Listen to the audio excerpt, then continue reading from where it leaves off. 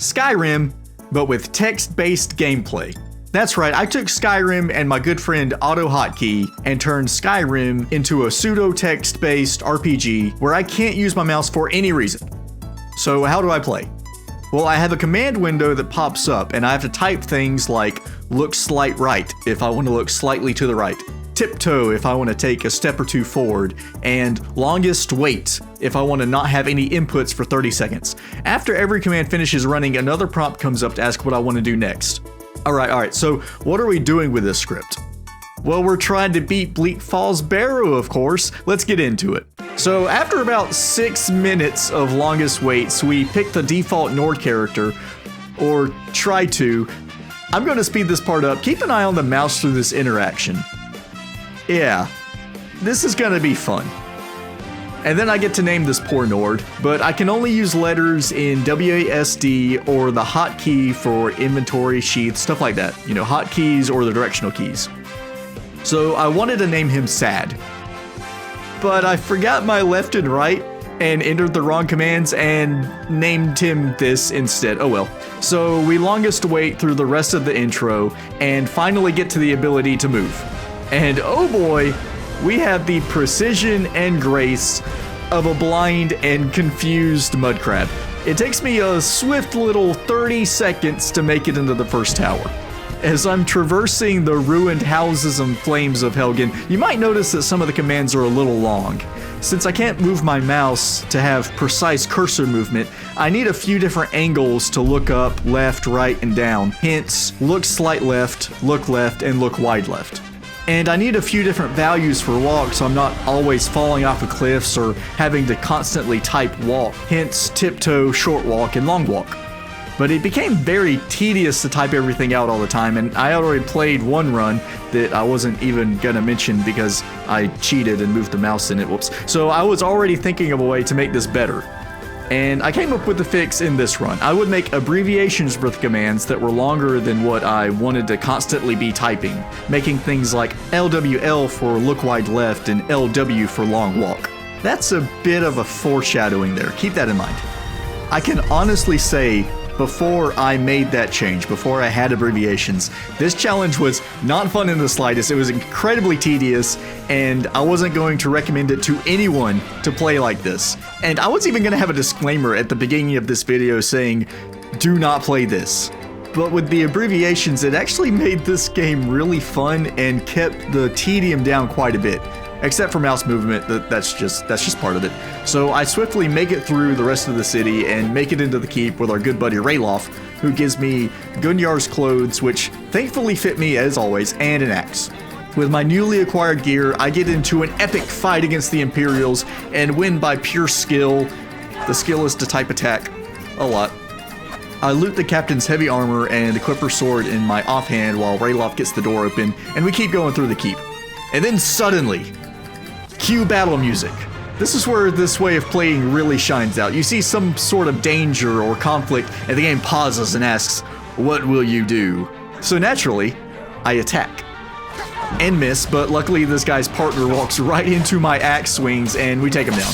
And after the fight I realized that my offhand isn't scripted right, so I can't even attack with it, so I just take the sword off, so I just have an axe now. We make it down to the torch room too late, and I'm met with, holy cow! What will you do?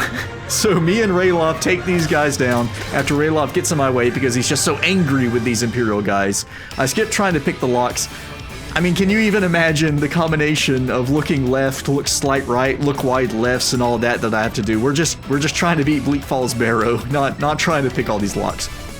Anyways, continuing on, Rayloff absolutely wrecks all the Imperials in the next room as I'm struggling along and accidentally hitting him, and I line up perfectly for this gold before charging headfirst into the spiders and wreaking havoc alongside my fellow Nords spamming attack. And then the bear. So I guess the bear's just blind and deaf, or maybe it's just a really tired bear. I mean, it looks directly at me. Rayloff is whispering behind me, not quietly at all. I mean, it's like a very loud whisper. I'm wearing metal clinky armor, and I mean, how does the bear not hear us? But after a couple waits and tiptoes, me and Rayloff finally make it out. and I'm hit with the next boss of the run, past the character customization screen, of course, the survival mode prompt. But luckily, I have abbreviations this time that I can use, and it actually goes a lot quicker than I thought it would. But then, the third boss of the run, the Guardian Stones. The hitbox on this accept sign button for the Guardian Stones is so incredibly small, but after a few well-placed look slight rights and look slight ups and a little over a minute and a half of puzzle solving, I managed to strike it, and we are on our way. But I immediately turn around and start walking back up the hill we just came from and have to jump off a cliff. But now we're actually on our way again, and we get this really cool action shot with our "What will you do" prompt when we're fighting these wolves.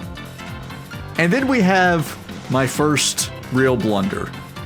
Remember I told you there was some foreshadowing in the look wide left being LWL and long walk being LW?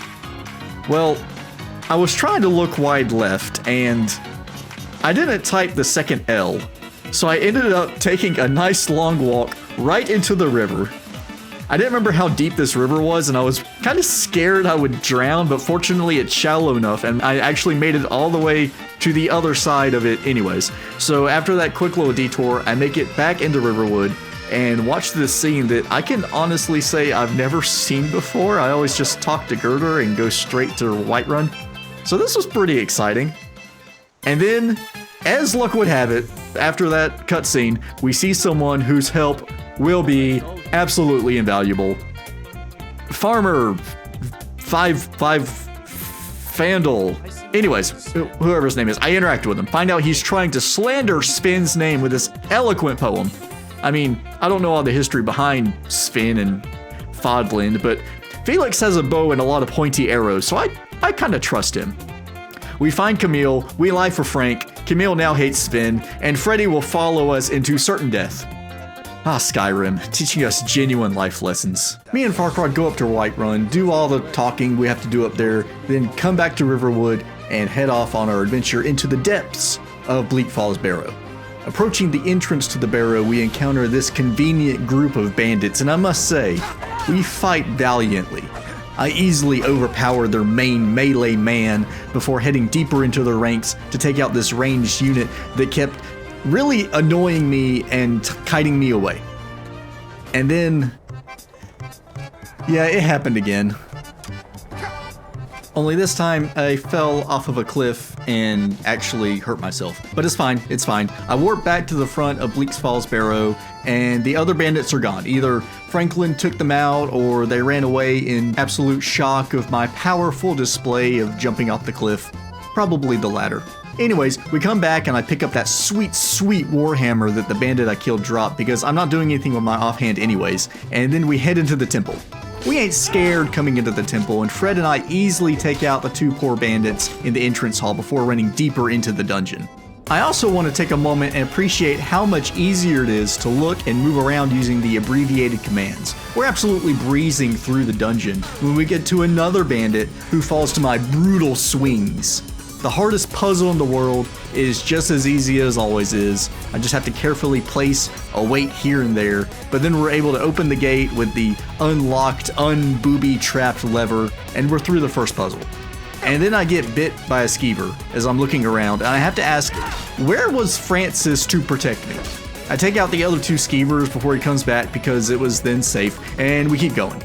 The giant spider is no match for the combination of my wide sweeping warhammer strikes and Frederick's pointy arrows and falls pretty quickly. And so does Arvel.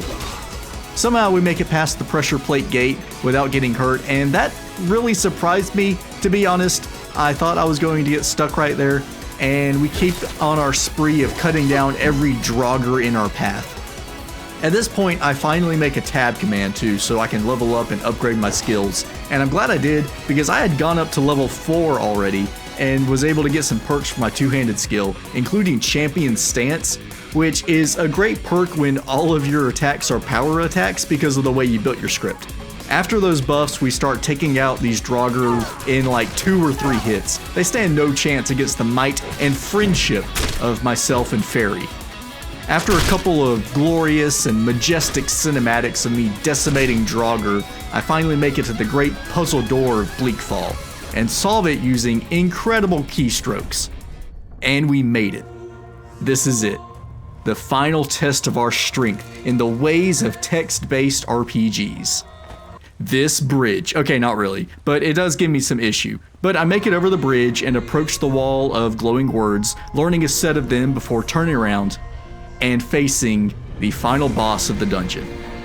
I approach his tomb and strike him once, twice. He just can't keep up and tries to shout at me. But then I land the final blows on him, securing an easy final fight. And then I noticed, we did all that without the help of Famlam. He's not even in the room with us. I have no idea where he went, honestly, but it doesn't matter. We did it. We just beat Bleak Falls Barrow using only text-based controls. I really like this challenge. It wasn't near as hard as I thought it would be, and I know I keep saying this, but abbreviating those commands really cut down on the tedium of it all. I think I am going to port this over to other games and see how it goes. Maybe Lego City Undercover? Thank you so much for watching. If you liked what you saw today, consider leaving a like and subscribing. I'd really appreciate it. I always have some sort of weird, dumb ideas cooking up. Thank you again for watching, and I'll see you guys next time.